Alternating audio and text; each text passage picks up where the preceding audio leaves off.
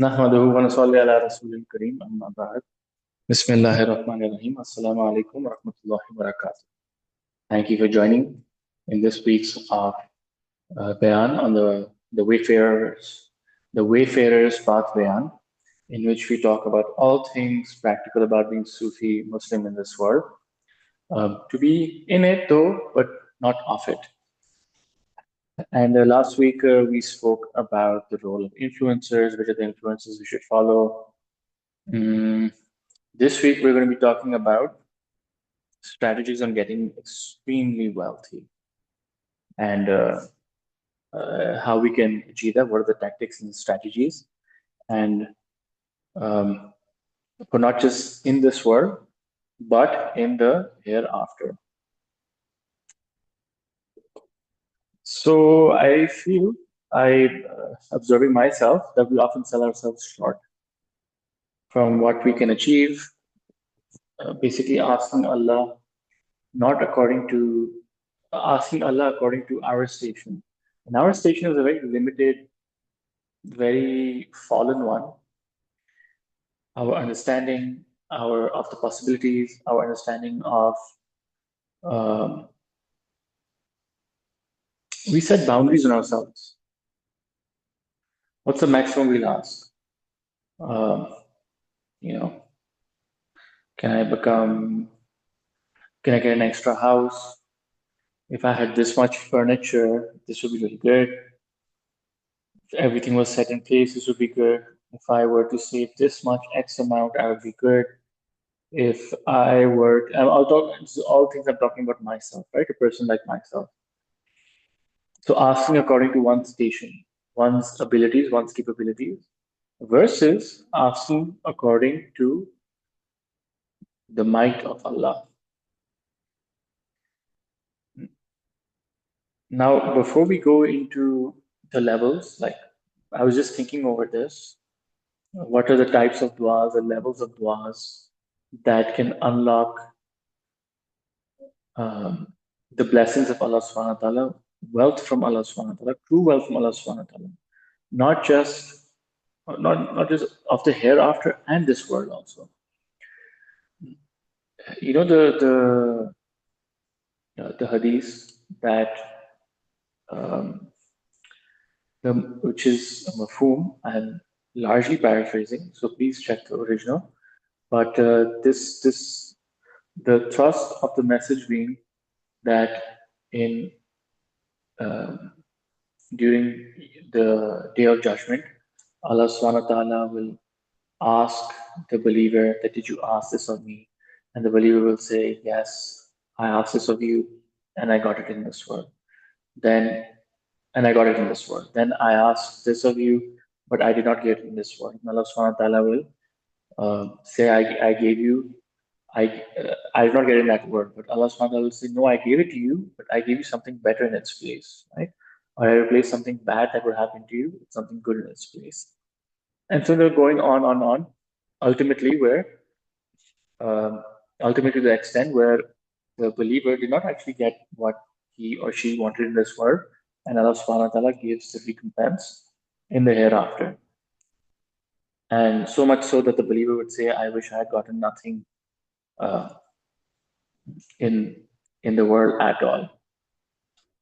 Basically, if I just crawled on all fours, received nothing, uh, I wish that was the case.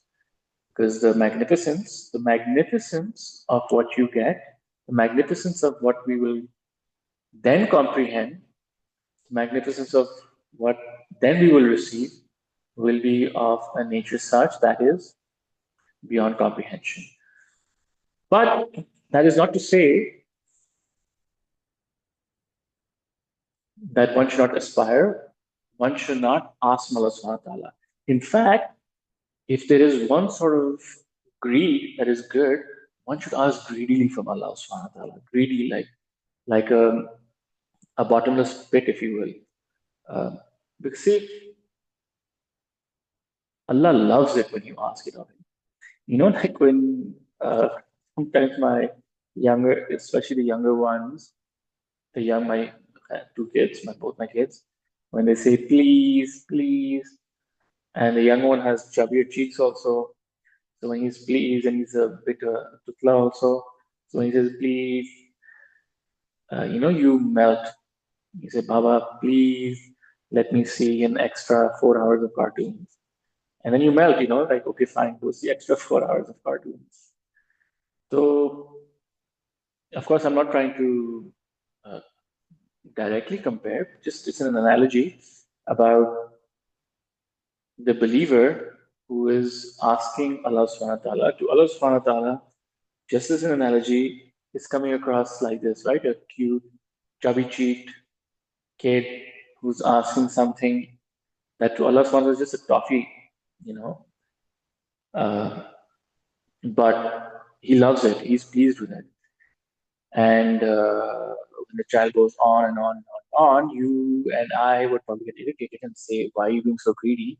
But Allah subhanahu wa ta'ala, in this case, will say, Allah loves that. So much so that when he sees the believer is greedily asking more and more, and here again, intention come into play. With intention, even in this, the grades of intention, the levels of intention can be such that, Subhanahu wa ta'ala, you're the only one who can give. Or, Subhanahu wa ta'ala, I've tried in this world, I didn't get it. You know what? You're right, I'm turning towards you. Please give it to me. And Allah subhanahu wa ta'ala will say, yes, you have finally recognized I am your Lord, therefore you have come to me, and that pleases me. Some could be that, right from the outset, they say they know that, no, I'm not going to get anything in this world. Everything you get is from Allah subhanahu wa ta'ala, right? Their direction, their compass is completely correctly set. And they uh, set forth asking from Allah subhanahu wa ta'ala, because why would they ask or expect anything from another person? And then you have those believers who ask just because Allah likes it. They know that Allah loves it. And because who they love, they know that the one that they love, they know that this focus of their love, this love of theirs, loves that they should ask of him for his sake, just because he likes it, just because it makes him happy, it makes Allah subhanahu wa ta'ala happy, the highest grade of asking. Right? So you have these levels of asking also, but so greedily to ask Allah subhanahu wa ta'ala constantly, like the whole world will become tired. The most Safi, the most generous person will become tired, thinking that what is wrong with this person, right? And Allah subhanahu wa ta'ala will not tire. In fact, it will make him happier and happier. You know that saying that your sins you keep, you will tire of asking forgiveness from Allah subhanahu wa ta'ala, and Allah subhanahu wa ta'ala will not tire of forgiving you. Similarly, you can in parallel thing that you will keep asking Allah for more and more and more. You will tire of asking Allah more and more and more, and He will not tire of giving you more and more and more. In fact, anything, it makes Him happy. So, Muslims, we really sell ourselves short. We really, really, really sell ourselves short of what Allah can give to us and what we ought to be asking for. Just quickly before I go, so asking according to, not according to our stations, but according to Allah's might. Now, before I go into the levels of du'as, which I've already touched upon, and a very strategic dua that I recommend you use to get infinite rewards from Allah subhanahu wa ta'ala. I'll tell you a secret, I'll tell you a cheat code. It's not very secret, it's just that those who have been around our Shaykh long enough uh, will have had lucky chances, the lucky occasions to have come across those du'as and to greedily grab it and to um, ask away from Allah subhanahu wa ta'ala. So I'll share that strategic du'as, these cheat codes. But just a quick observation of mine of Muslims also. I feel that the religious class, there's going to be some contradiction, that the religious classes, my types, mistake being a malang, as they say. What's the definition of malang? Um, let's look this up quickly. Malang. So malang is someone who doesn't care, right? Who is indifferent, which is actually the correct definition, right? So the malang is often mistaken as a person who's afflicted with poverty, a beggar, if you will. So a malang, the one who's indifferent, is not one who goes around begging, right? That's a beggar. The malang is one who, whether he's sitting in a palace or in a dilapidated porch, he is indifferent to that situation, but he puts his full efforts into, he puts his full heart into making the maximum effort to strive in this world for the sake of Allah, and because Allah has told him or her to strive for that. Right? That's the true malam.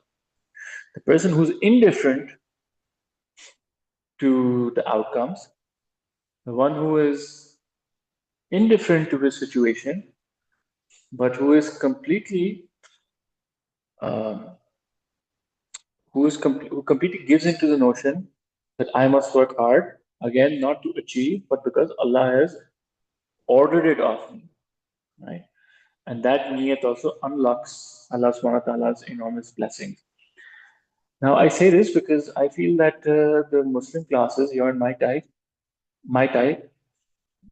mistake malangiyat, indifference, with looking like a hobo. Um, Here, as usual, as always, have to really credit my Shaykh for expanding our horizons, for expanding our thought process, for making us think at the level that befits.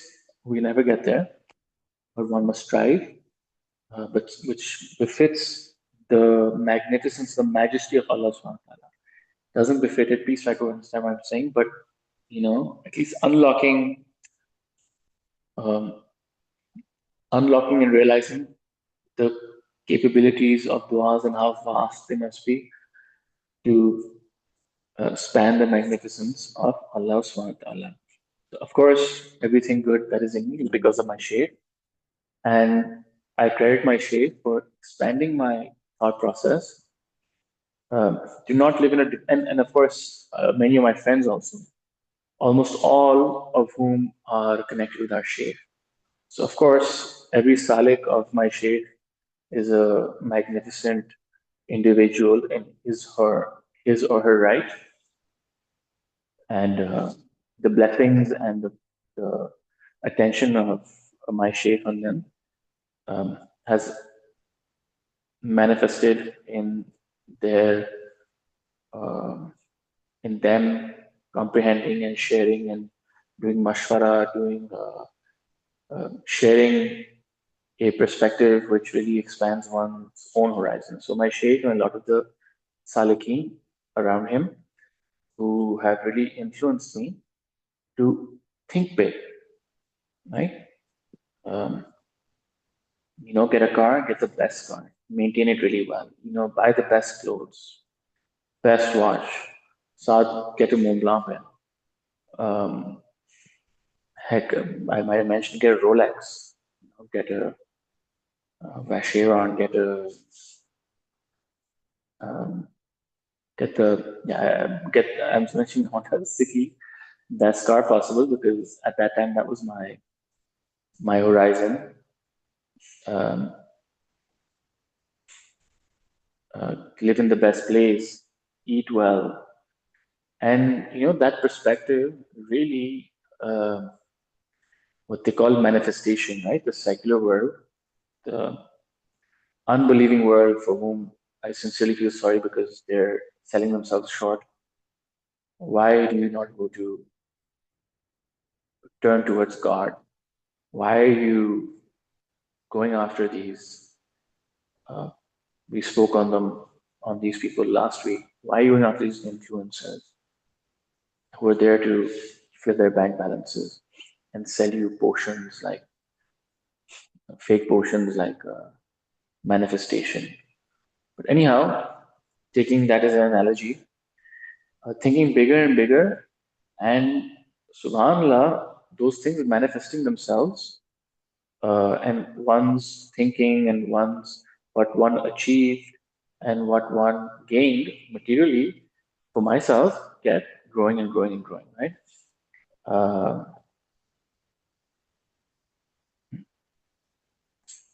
and in this also is the thing that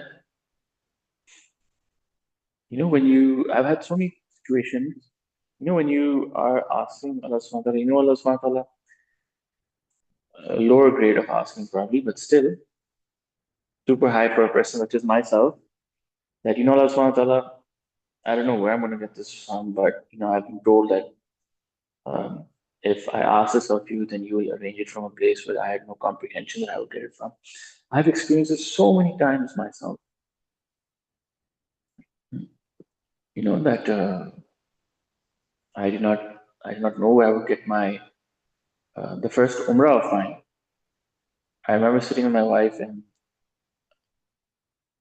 just we were sitting on the terrace of our apartment, and my wife was saying that I said that when I wish you could go for Umrah, and my wife was like, yeah, but we're short on cash right now. And I just thought, Allah will arrange it. So I said completely offhandedly, there's no intention even, but Allah is the most beneficent, the most merciful. Somehow, for whatever reason, Allah has to give no reason, but He unlocked a big pot of cash for me. The next day, I received this huge amount of money in my account. I was just fretting over. I'm like, oh my God, these guys, my company, they've made a mistake. They've made once earlier also a mistake, paying me extra. So, like, oh man, I'm gonna give this cash back. Why have they done this? They're just teasing me. And it turns out that our company had achieved certain targets. It was the commodity super cycle also that time. So profits were shooting through the roof. And they gave us, I think, 2 months salary, some gold, like some amazing stuff, which I had no inkling even that I would get. Just one offhand comment that Allah liked or not liked, but he liked it. No doubt. Allah subhanahu wa ta'ala is the most beneficent, the most merciful. And it unlocked maybe a smile on his part, and these resources came, this pot of gold came from a place where I had no inkling it would come. I had no idea. Now, for all those skeptical people out you over there who say, oh, it's all chance, probability, happenstance, manifestation. Okay, fine. But my life is littered with examples of the more I expanded my horizons, even in moments where I thought, how is it going to happen? Like, it's not rationally possible. And with the guidance of my Shaykh, I would just slog along and imperfectly slog along. I just kept going more and more and more and more. And to the extent where I see myself now, I could never imagine being where I am today.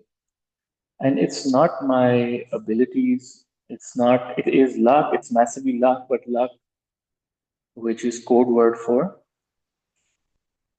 Allah subhanahu wa ta'ala, arranging my risk, arranging my where my material needs, material wants, arranging it from portals where uh, I never imagined existed or one could access, right?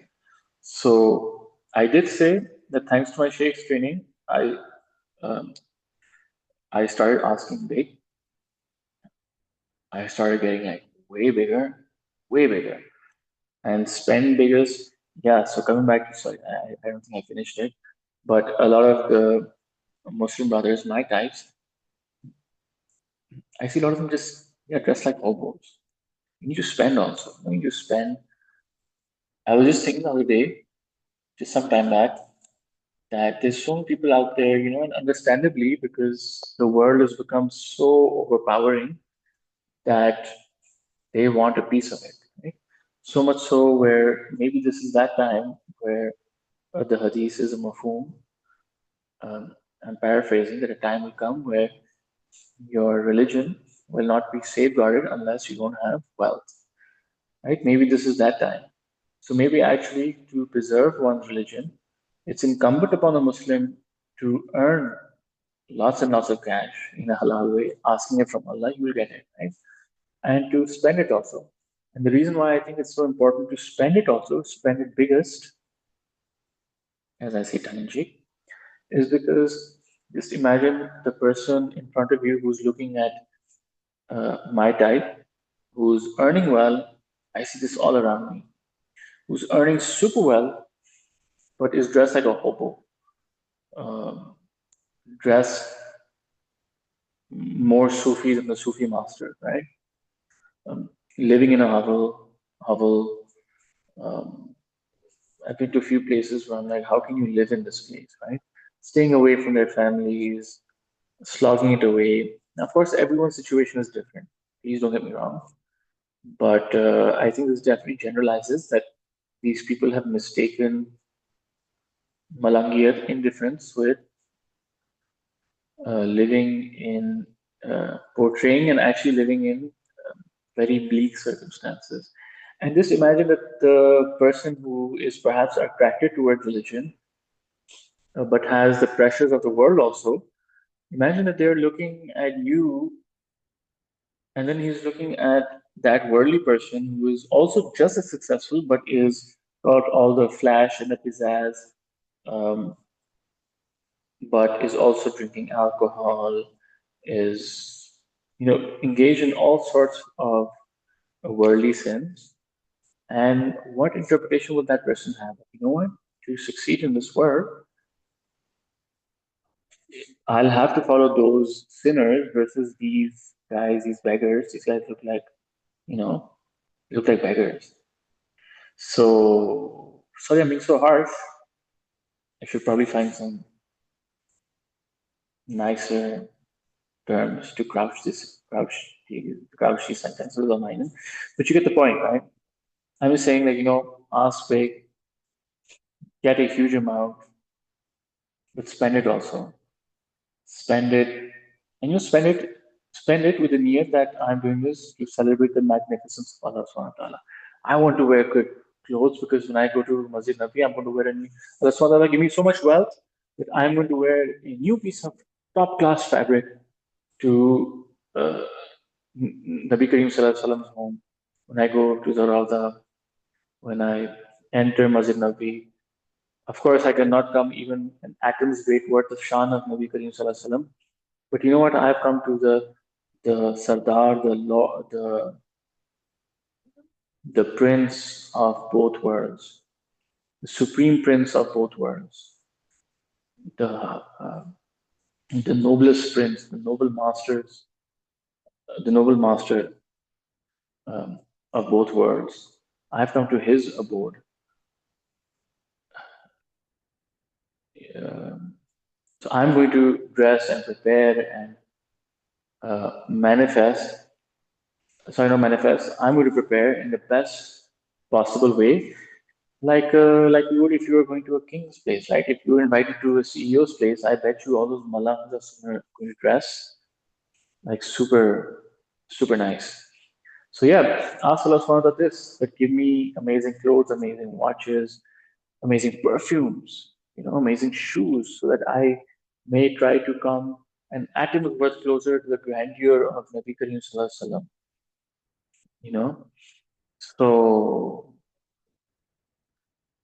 ask, get, and spend in huge amounts.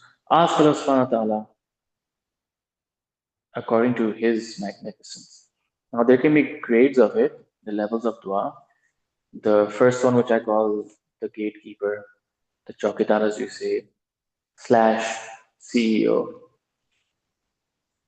I remember once the CEO telling me that, my entire dream was um, to get a Suzuki Baleno. That was my ambition.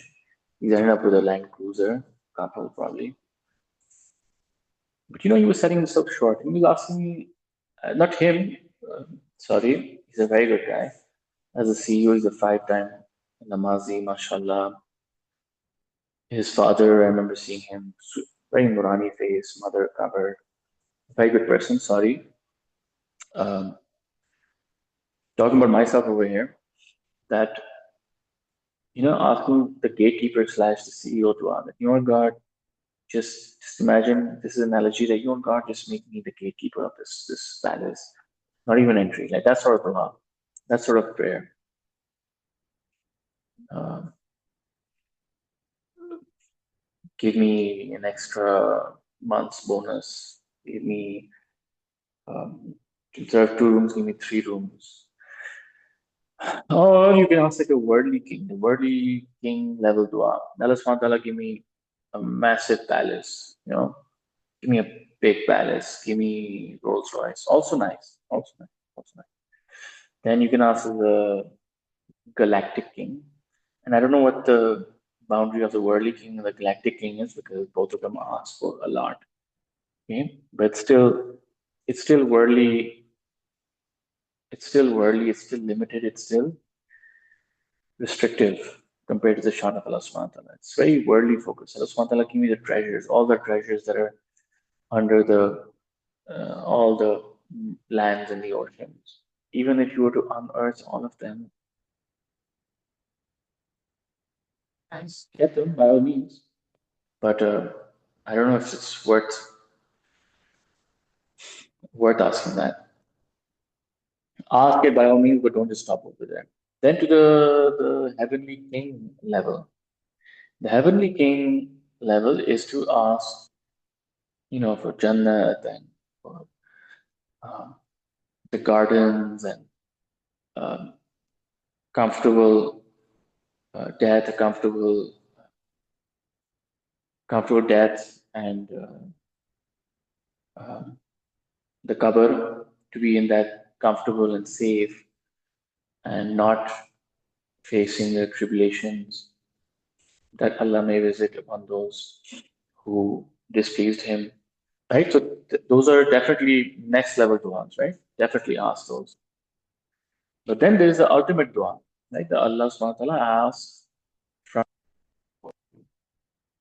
that I ask you for your sake. And you know what, all these other things, I ask this also of you because it makes you happy. You'll get not only will you get all those different things that you want, you'll get it all. Uh, you know, uh, but you will get the ultimate prize also of them all, which is Allah subhanahu wa ta'ala. Just time is up, but don't just say like in heaven, when people become tired of heaven, even heaven will have a limit. They'll go to the ulama and ask them that what further can we ask, and they will say the raza of Allah, right, the satisfaction of Allah, and then that will make room for eternity. So the strategic dua, yeah. So this is strategic dua. I'll tell you, it's a very simple dua. So the first dua is to ask of Allah for Allah. Ask Allah ko Allah se Allah ki imam. Ask from Allah, of Allah, for Allah subhanahu wa ta'ala. Second is to have uh, the true love of Nabi Kareem sallallahu alaihi wasallam. So those are considered the two perfect du'as, the wholesome du'as. They contain within themselves the completion of all the du'as. But there's one further dua that I do. I do other ones also, I try. But this one especially is, Ya Allah subhanahu wa ta'ala, I ask you to give me what my Shaykh asks on the 7th of Ramzan, Shab of 29, sorry, 7th of Ramzan, his dua is magnificent. Give me all of that. Ya Subhanahu, give me all the duas that my Shaykh asked from Umrah, innovative duas, amazing duas, duas beyond comprehension. Of course, these are Allah walas. They think in different dimensions. So that's like my strategic dua, as I call it. Now, subhanAllah, all those things that my Shaykh asked, can you give me those, please? And then I add more. Of course, it's not possible to do more because my Shaykh, he asks everything on its completion. Um, and this has to be done with other. It's not to say that this somehow the that there is a superior dua beyond this, beyond more. But again, following our Shaykh's saying that ask of Allah, from Allah, for Allah, just ask about the magnificence of Allah subhanahu wa ta'ala. These Allah wallas, they don't begrudge the salih to ask according to the magnificence of Allah subhanahu wa ta'ala because that's the whole purpose, right? To put you towards Allah subhanahu wa ta'ala. So, point being again, that this is a strategic cheat code dua that I have, that Ya Allah subhanahu wa ta'ala. I obviously don't understand that my Shaykh does, the Mashayikh do. So this is like sort of cheat code dua of mine. That Ya Allah subhanahu wa ta'ala, please give me all that my Shaykh has done duas, all his duas, especially those 27th of Ramzan and during Umrah. So thank you for joining in this session of the Wayfarer's Path. And until next week, inshallah. Assalamu alaikum wa rahmatullahi.